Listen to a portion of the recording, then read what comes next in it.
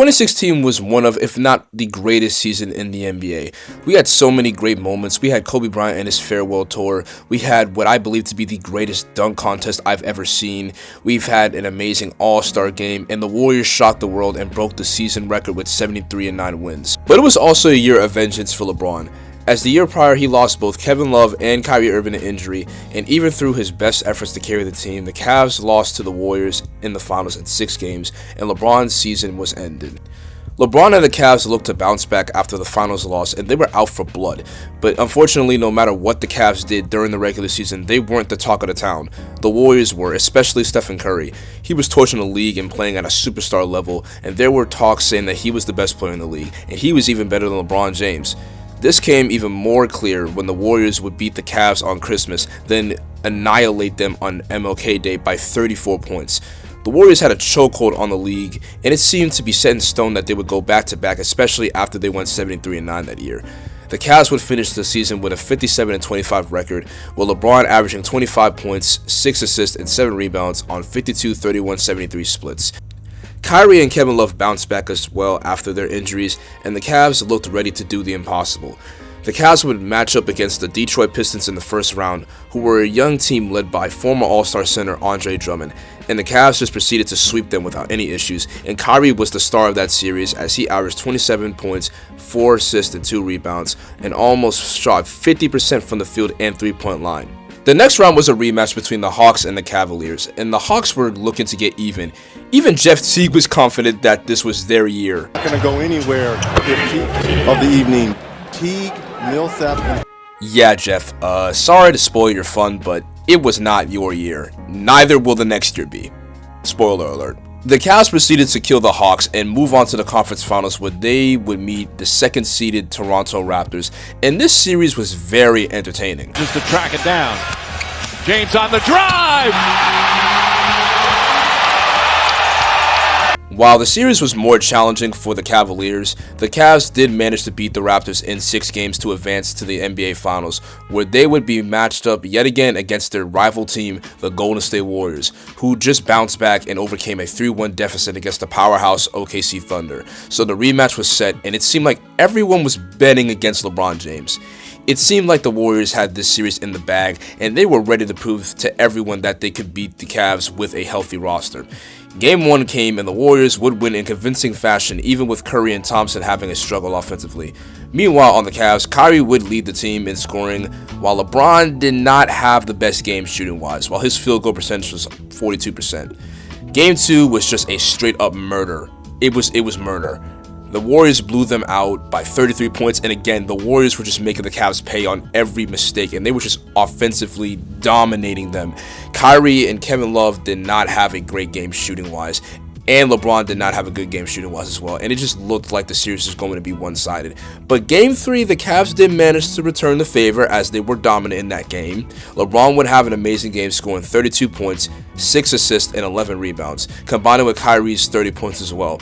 The Cavs seemed like they would potentially tie the series, but Game 4 is where the drama set in. Kyrie and LeBron had an amazing game, but Curry would end up dropping 38 points, leading the Warriors to a win, but the main attraction of that game was the trash talking towards the end of the game, especially the scuffle between Draymond and LeBron. Now, whether LeBron intentionally knocked him down and stepped over him, LeBron made a chess move because he knew that Green would retaliate, which he did, and that resulted in Draymond getting his last technical, which resulted in him being suspended for Game 5.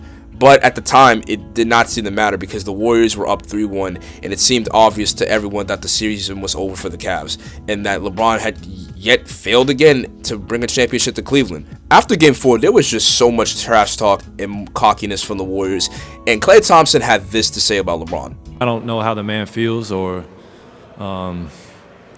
obviously people have feelings, and people's feelings get hurt even if they're called a bad word. I guess his feelings just got hurt. Following that, LeBron was asked about what Klay said, and it seemed very clear what was going through his head. What happened? What Klay said? Yeah, and what crosses the line? No, I'm not. What did you say Klay said? Clay said, I guess he just got his feelings hurt.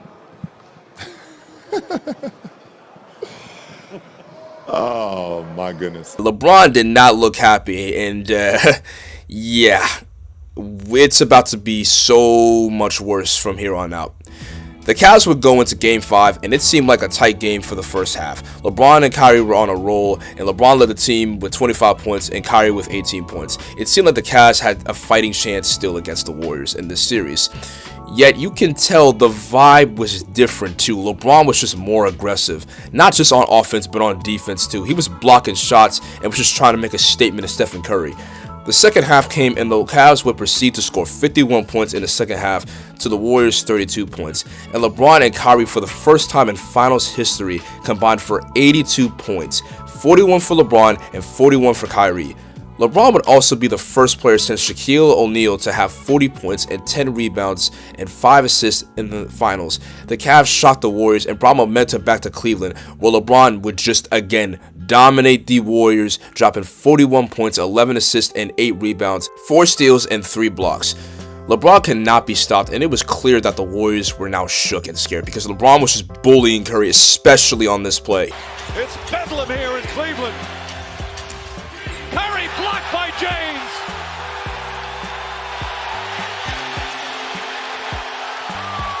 Game 6 was a wrap, and we were on to a winner-take-all Game 7. And in the locker room after Game 6, LeBron had this to say prepping for Game 7 and about the Warriors. Mentally and physically. I'm telling you, So this was it, Game 7, winner-take-all.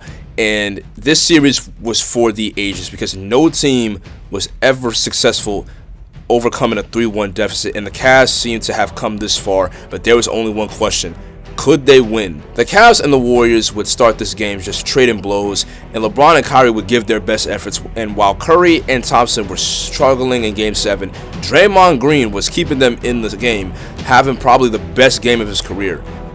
It was just a close game throughout, and it was also very suspenseful, especially in the fourth quarter, where both teams for a period of time were scoreless, and it was tied at 89 apiece, and that was probably the most tight fourth quarter I have ever seen in NBA history.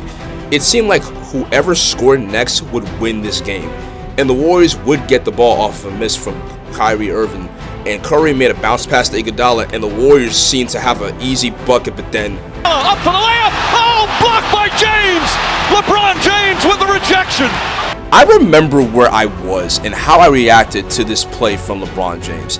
It is one of those things where you just question what just happened. It is even crazier because you did not even see LeBron at first, and out of nowhere he comes from behind and just blocks Iguodala. And for the people who are watching this, I am a Warriors fan, and watching this was just so heartbreaking because it was like, wow, LeBron really just did that, and like it really just put a lot of fear in my heart, bro. Like it was just crazy. The game was still tight, and Kyrie had the ball, and Curry ended up guarding him off the switch, and then Irving and Curry, one-on-one. Irving puts it up. It's good. Kyrie Irving from downtown. And the Warriors, on the other hand, had a chance to tie the game, but Kevin Love, while not having the best series, had a great defensive stop on Curry. Then LeBron would ice the game away by making a free throw at the line to seemingly put the game out of reach. And then, when the buzzer sounded, LeBron finally got to rest because he fulfilled his promise. It's over. It's over. Cleveland is a city of champions once again. When I came back to bring a championship to this city, I gave everything that I had. I poured my heart, my blood, my sweat, my tears to this game, and Cleveland, this is for you.